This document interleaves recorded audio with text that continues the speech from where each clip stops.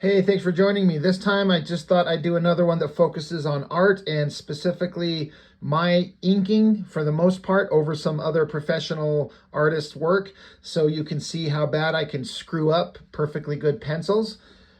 Figured it'd be a fun thing to look at. It's always about learning, right? We're always trying to learn and grow and get better for us artists that are working on art or comics or whatever the case may be. I really enjoy inking. I'm just not very good at it, but in addition to just inking my own comics and my own works, I will occasionally attempt to do ink practice over professional guys. And so I've got several different things here and a couple off to the side. I figured we'd start with this. Couple of headshots of Jean Grey and Emma Frost. This was I think it was a cover to Wizard magazine. It was certainly a poster inside Wizard magazine because I have the poster up on my wall just right off to the corner right here. But there's a very detailed, beautiful pencil shaded drawing of these faces online that Adam Hughes did. So I printed it out, and it's not the most ideal method, but I was doing a light box where I had the paper underneath it and had a light box and was inking in that method. It's far from the most preferable and accurate method because you're trying to see through the paper in the dark with the light coming up through. The light box is kind of good to get some basic structure lines down to get placement of things, but then I don't know, it's not good to do finished inks on. So Adam Hughes lays down very precise shapes and form, and if you don't get it exactly right, you're going to screw it up. Now this, I didn't date it, but this thing might be 10 years old from me by this point. I was really trying to get the eyes right, and if I remember correctly, I was doing it all with technical pens, like Pitt pens and microns, and it's hard to get a nice, smooth, flowing line. I was really getting pissed off and surrendered when all these long, strong, lines, these straight, or not straight, but they're single lines as opposed to dark, chunky shapes with some feathering in the hair over here. These long, single lines needed a nice, firm, controlled, confident hand to get these strokes, and I was not getting it. And, I was trying to get the features right, the nose, eyes, mouth. At a glance from a distance, it kind of might look okay, but it's not great, but it's practice, right? As with all of these, I kind of want to try it again and see if I could do better. Oh, excuse my yawning, holy shit. So that was kind of a fun one to do. This one next is not exactly inking over somebody. I just found it and I thought I'd throw it in here. This is, I did a redraw of a Liefeld drawing from, I think, the last page, or maybe it's the first page of the What If Wolverine Was an Agent of S.H.I.E.L.D., which is maybe the best drawn comic Liefeld's ever done because Scott Williams inked it. But I thought the drawing that he did was pretty good. So this is me basically taking the same pose and form and just kind of reproducing it. So it's not like me inking over somebody, but I just kind of threw it in there just because it's kind of fun. And similarly, this is kind of an abandoned ink project. I had a couple years ago finally gotten my hands on a copy of the first issue of the first ever published issue of the Ninja Turtles comic. And this is going to sound blasphemous, but I didn't think the art looked very good. But the problem is I did not know that the copy that I got was some horribly recolored version that basically eliminated all the duotone shading, just eliminated it and put in these horrible new modern colors that just looked atrocious. And so I thought it looked like shit.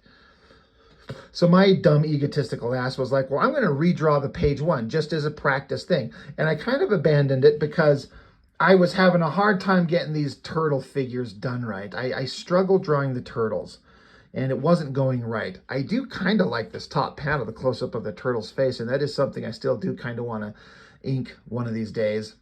But just kind of an abandoned project. But onto something a little more fun. I'm trying to decide which one I want to show first. I did a full-on, full-page Rob Liefeld ink job just again, like for my own practice. So this guy right here, failing, get the turtle one out of here. So found this page online in very high resolution, and I printed it out, and I believe I did the light box thing too.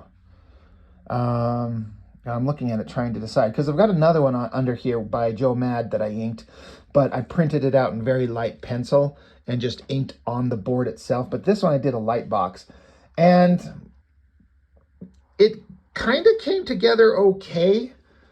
There's some places where I needed long, sharp, feathering, confident strokes, like down here in these lines, and I completely fucked them up. They're really terrible. But I was really going for it, trying to get my best line work out of it, trying to have a nice, light, confident stroke without overworking it or screwing up my lines. In some parts, I think it kind of worked. I kind of don't mind that cable face there. It's unfortunate this is not the version of Cable that I like, meaning he doesn't have his receding hairline. He looks like Brad Pitt there with that hair, when that is not what Cable should look like. He needs to have that receding hairline. And this dark shadowed face on Shatterstar. Again, I believe this is all done with technical pens, which is, I mean, if you're a really, really good inker, I think a brush and a Hunt 102 probably get the best look.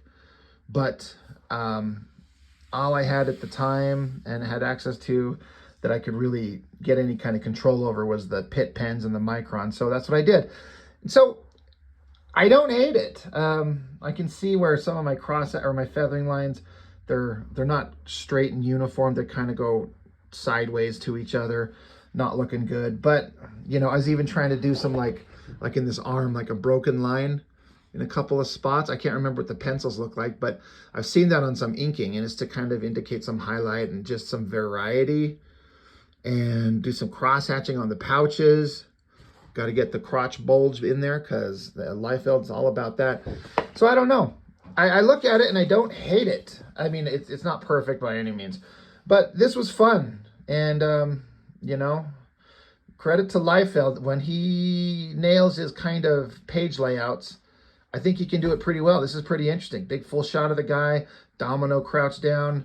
I mean, how tall is Cable? Is he 15 feet tall? If he's a 6 foot tall man, then this is a 5 foot tall man. And she's 4 feet, even crouched over. But it's dynamic and kind of interesting. So, you know, me inking over Liefeld, that was kind of fun. And I know that's kind of weird to hear me say because I go hard on his art, but I wanted to see what it would be like to ink Liefeld's work. I really did. I got to see what this would be like. So I went and sought out some high resolution pencils and did it. Another one that I feel like I did pretty good on, I mean, now I can see all the problems on it, is this one right here. I inked over Joe Madeira, found some very high resolution pencils of this, printed it out, and if I remember, I'm looking at it close. I don't think I did a light box on this. I may have. I honestly can't remember. I think I just inked over the pencil lines that were on the paper. But Joe Madeira can just draw such beautiful imagery. All the shapes are just amazing. The face is beautiful. That was another hard one because I wasn't worried. So, I mean, I was worried about everything, but the one thing I'm worried about that you don't want to fuck up amongst everything is the face. And so trying to get that eye and these kind of lines coming down towards her eye and the delicate little lines on her nose, getting the lips to look right and these feathering lines on the shadow on her cheek. That was like, I might have been the last thing I did trying to get like a confident hand going. And again, I don't hate it. I think some of these lines over here on the sword handles kind of work. I mean, Joe Mad kind of gives you a lot of information where you can kind of see what he's going for. He knows what he needs in there to draw attention. Big round shapes, right? So I did this in 2019, the very beginning of 2019, and I had a lot of fun with it. Again, not saying it's perfect. I don't think this would get me hired as an inker anywhere, but it was a lot of fun, and it makes me want to do it again. Joe Mad's stuff looks like it's a lot of fun to ink. It seems like it. Some other artists' work just seems kind of like boring to do, but this stuff, there's something interesting everywhere. Everywhere you look, this gun looks interesting. Her face, the shapes of her hair, especially where it curls up into these like rose-looking patterns, the sword handles, the chunky shapes on her hand, the long flowing like sash around her waist. He just throws all kinds of interesting stuff in there. It's beautiful. I think this was one of my favorite things I did. That was fun. So there's that one. Now continuing with professional artists and work I did inks on over them. I practiced inking over Mike Mignola. That's an intimidating job because no one, and I mean no one, is going to get it right. But during the pandemic lockdowns, he was doing all these sketches, which he eventually turned into a book that he sold. Whatever it was called, Pandemic Sketchbook or something like that. I don't know. But he was just drawing characters. Marvel characters and DC characters and random new things and whatever. And he did some Masters of the Universe characters. And of course, he picks the ones that would make more sense to him. Merman, like an underwater creature. And so he just did it in pencil. So again, I saved it. I printed it out. And I did a light box ink over it. And this was really hard to decide what to do because the pencils had I'm looking for I need something to draw on. Like when he would draw a shape, like if this is an arm, when he would fill it in, the pencil just had this kind of squiggly kind of back and forth line like that, but maybe more of like where the lead was laid down flat and kind of went like this. It wasn't a solid black. Now, he might mean it to be like X'd out, like a solid black shape, but there was something about these kind of like open squiggly lines that he did in the pencils that I wanted to try and replicate. Hence the reason, if you see it, it's not filled in solid black. It's got some sketchy, I tried to keep a sketchy look to it. I don't think it was successful, but it was worth a try to see what I could do. Again, you'll never know. You're like, I'll sit there and wonder, I wonder if I should try that one of these days. I should try it. One of these days I should give that a shot. Well, I tried it. And again, I think as a whole, just looking at it, it doesn't look offensive or terrible, but it's because it's a Mignola drawing and the pose is, the composition and everything, the weird anatomy. It's so odd. I would love to see a He-Man book drawn like this. It just would be so weird. So I did this in 2020. A lot of fun. So there's Merman, and then he did Clawful, which I did a little bit more solid blacks in this, and then tried to do some cross-hatching to fade it out to make it look, I don't know, have some fades. Again, I don't think I was successful, but I was trying something. I wanted to see what I could come up with. And I just wanted to try to ink Mignola stuff. Like, I think everybody needs to just try it at least once just to see what you can do. So, I don't know. I don't know which one I like better. I think I might like the Merman a little better. But, a fun thing to do. The next ones I got to show, it gets a little adult. But I had this weird thing. And there's no justification for it besides being like, all right, Rob, you want to do like a weirdo thing.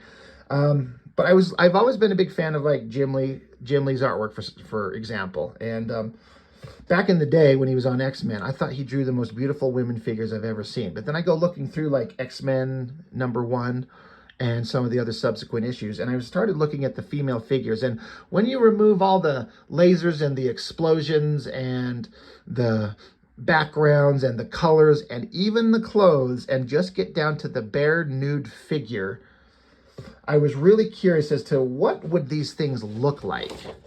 And so I got some, again, I printed out some stuff and did a light box trace of the figure and then just inked it up. Now this was like a Psylocke pinup in something. Now she was in a swimsuit, so what am I adding except naked boobs to the whole thing besides nothing? But the weird shape of the huge upper body, I mean, it's a thing that all kind of comic arts do, where there's the big upper body, the tiny waist, and then the big hips on the female figures. But I did this one. I don't know why. Once I just drew it on its own, I noticed how I traced this from Jim Lee. I'm not like looking at it and reproducing it. I traced it. That was the intention, to get this figure. And while it looks good, it also looks really fucking weird. I couldn't get over how odd it looked. I mean, I'm even doing like a reverse angle on it with the light. So I did that one, and then I did a couple more of Psylocke Jim Lee figures. This one was from X-Men #1 with Wolverine in the background. She's doing this arm punch, and I think the top part of it kind of is good with the arms, but the twist of the upper body and the hips and the way they connect, it just something looked a little weird. And then this, we don't need to see this. This is adult. The weird shape of the hips and the waist and everything, kind of a long pelvis. I don't know. It looks good, but it looks weird. It was just a really weird, like, experiment that I wanted to do, and maybe I just wanted to draw a naked girl, so whatever, judge me. And just because I was kind of doing it, I did a Mark Silvestri one, not because he draws anything weird. Like I think his proportions are a little bit better. And essentially, this girl, this is Ballistic from like a Cyberforce or Wildstorm, whatever. Or not Wildstorm, but like a Homage Studio swimsuit issue. She was in a thong bikini. And I don't know that she had anything on her back. So removing that few little lines, it's not really like suddenly making her naked. But I just wanted to practice inking Silvestri lines. And I don't know, I kind of had fun with the hand. I don't know if I nailed it right, but just trying to get it right. So anyway, so adult parts over. So that's all the ones I've got as far as me. I've got a few more that I haven't been able to find yet. But as far as me inking on top of professional artists, but then me doing ink jobs the best that I can do for myself. I've talked about this before, but a couple years ago, this very, very, very small independent publisher, basically one guy that just created a company, quote unquote, he somehow finagled the rights to the Highlander comic away from the movie studio, giving him permission to produce Highlander comics. As I understand the contract, they had 2 years to create comic books and put them out there, and the movie studio production company said that they would back them up and help promote it, which I guess they never did. They hired the worst artist on the planet, just god-awful artist. But I come along and kind of made contact with them through another mutual friend, and I offered up to do, like, hey, I could probably draw a pretty good cover. And this is not the main cover. This was like a secondary image that I did just for them, just because I was really super inspired and anxious to get the job. So I just was inspired, and I just started pumping stuff out. So, but I'm starting with this one. We'll look at the other finished one behind it. But so I do it in the blue pencil. And then once I get this, I do a light box again, and then did a tighter pencil in regular pencil, not the blue, and then inked that. So this is the blue pencil. And then the finished black and white artwork is this one right here. You can see that I kind of changed my mind on the composition. I had a big moon behind him, but I changed it because he's supposed to be on Mars. I think, I'm trying to remember the story. And Mars has, I think, 3 satellites, 3 moons. So I did that. I feel like I made a fun texture on the moon there. I was trying to give each one kind of its unique kind of texture. But I kind of liked what I did. I feel like I mean, it's, again, like I'm saying, none of these are perfect, but I feel like I kind of did pretty good-ish. I think the inking works enough. And then I handed it off to a guy. I wish I could remember his name. I paid this guy to do some coloring on it, and he did really good. And so when he sent me the colors, he sent me this. I was like, holy shit. You just made this thing what it is. Anything magical about it is not me, it's him. He added the lightning, the great, beautiful, vibrant colors in the background, the highlights on everything. I mean, he took this and made it that. And I was just blown away. So that was just incredible to see. And I still get excited every time I see it. I actually sell prints of this thing at conventions because people just like the way it looks, even though no one knows that it's supposed to be the Highlander. But anyway, back onto what was supposed to be the main cover is this image right here. Let's see if I can get it all in frame. Same thing, I just come up with like a main figure standing there and a couple panels in the background showing a futuristic city, and then this main female character, and then some bad guys. So I did this blue line pencil, and then again, I did a light box trace and then inked that. So this is the final version right there. And I don't hate it, you know. I was trying to do some like lighting effects with the cityscape with like its bright lights down below. That's why there's like a uplighting is the idea. I feel like I nailed the sword and the subtle curve of it. I really took my time on that. I wanted it to be exactly perfect. I kind of don't mind the woman's face here. The artist mistook or misunderstood what I was going for, or the colorist. You can see that I changed the background. I was gonna have some like technological nonsense in the background of this panel, but I changed that to be like this is a wall behind her, and this is the corner of the building on this wall, and around the corner is just debris and garbage and junk, and then expansive cityscape behind her. But the colors, when he first saw this, he assumed that these cracks in the concrete were lightning bolts, and he colored it like that. I'm like, oh no, it looks kind of interesting, but it's not what I was going for. He's like, oh shit, now I see it. I'm like, I'm sorry. So that's what's going on there. And then these heavily shadowed faces. So, you know, and I left space up top for the logo and everything, trying to make it work. And again, I handed it off to a colorist, and they did that. That's the colored version, and I feel like it came out pretty good. So this was my flirtation for a moment with having something get seen on the shelves, because it was supposed to be on the shelves, but everyone in control screwed it up, and it just didn't work, and it was really a bummer. But I guess that's it. So, you know, that's my stuff right there. My own inks on my own work. But, I don't know, kind of my favorites are the Joe Mad. I had fun with that. And the Rob Liefeld. I kind of feel like these were the funnest ones that I did. That I was kind of the most successful, and I enjoyed doing, and it makes me want to try again, which I'll get to at some point. I'm busy trying to burn through my own comic pages to get that damn thing done. So anyway, I appreciate any comments, any feedback, any, you know, criticisms or anything like that. Let me know. I appreciate it as always. And yeah, that's all I've got for now. Thanks for watching. Bye.